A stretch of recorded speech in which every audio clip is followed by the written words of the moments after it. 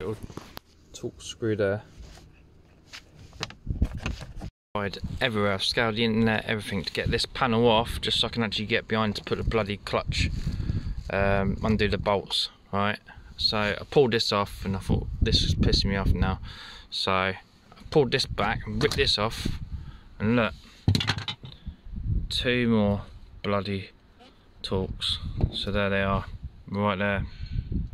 Another one right there. So I've had to remove this whole panel just to get this off now, because I almost snapped it off.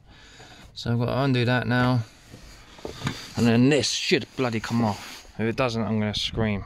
Move another, right, the cover pulls out there for the OBD. Then I've got a screw there, another screw there, Torx one. Should zoom in there, and then this lifts up.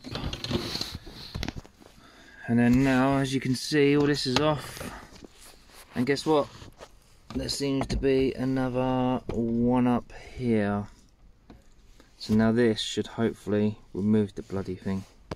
Last screw.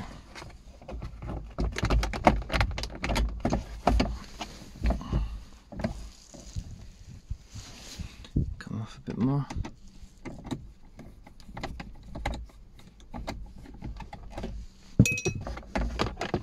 And there you go, and that is how you remove this whole thing.